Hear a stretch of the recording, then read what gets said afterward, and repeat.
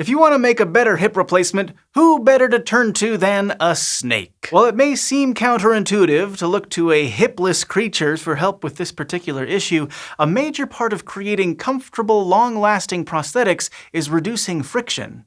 And few creatures do that better than snakes. By understanding how snakes avoid and create friction, engineers are building not just a better hip, but all sorts of everyday items. When you think about it, a snake's ability to slither is actually pretty amazing. Evolution has shaped their skin so that they can slip and slide over some of Earth's roughest landscapes, but at the same time, give them the grip they need to climb up smooth walls or over slippery rocks. And many species accomplish this without the help of any lubrication. This has to do in part with the way their scales are arranged. If you've ever seen a snake's skin, you'll know that the scales all lay in one direction and overlap each other. This creates a flexible yet continuous surface that helps the snake glide with minimal friction. But they also have to propel themselves along using friction, and this piece of the puzzle is invisible to the human eye. Embedded on their scales are microscopic hair-like structures called fibrils. The size and shape of the scales and the positioning of scales and fibrils give each snake species its own particular friction profile. For example, large, heavy-bodied snakes like boas and pythons usually move in a straight line. To do this,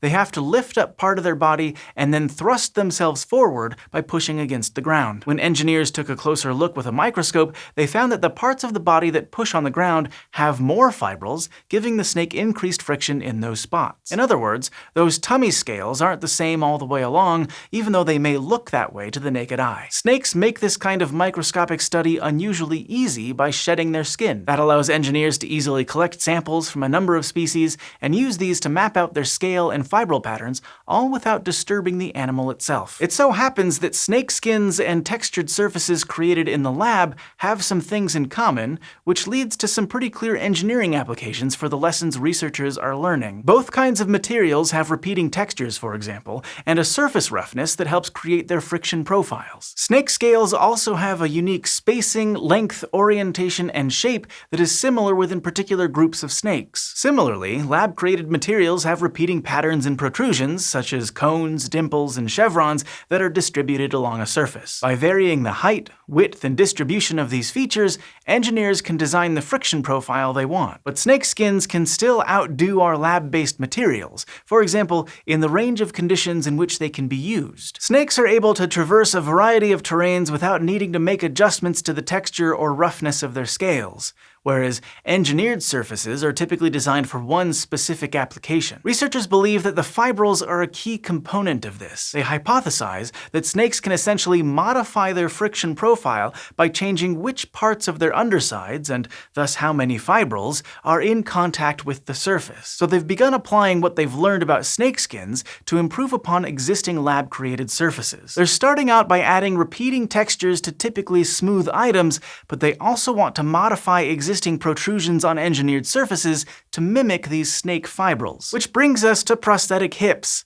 It's not really feasible to lubricate a prosthesis that's inside someone, so reducing friction is key. Existing low-friction hip replacements involve putting a titanium alloy pin with a ball-shaped head in place of the head of the femur bone. The head rotates against a smooth plastic cup-shaped structure inserted in the hip socket. Even modern prosthetics need some fine-tuning in the friction department, so researchers tested out a new design in the lab. They applied a repeating elliptical texture to the titanium pins, mimicking a snakeskin pattern. When they slid the titanium alloy pins against heavy-duty plastic discs, the texturized pins reduced friction by nearly half compared to smooth, non-textured pins. And it's not just hips that are getting improvements.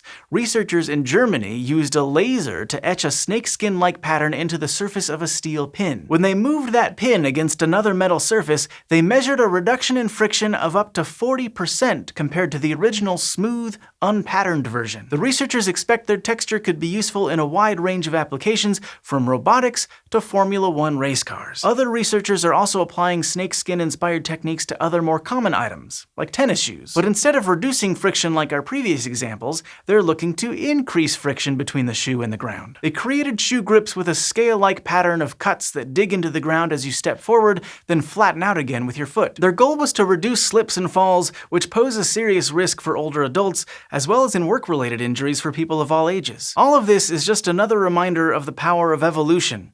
Sure, it might have taken millions of years to get there, but nature has already found solutions to many of our trickiest engineering problems. Fortunately, we're not above a little creative borrowing as engineering works to catch up. Thanks for watching this episode of SciShow, and thanks, as always, to our patrons for helping us make it happen. If you'd like to get involved, you can get started at patreon.com/SciShow.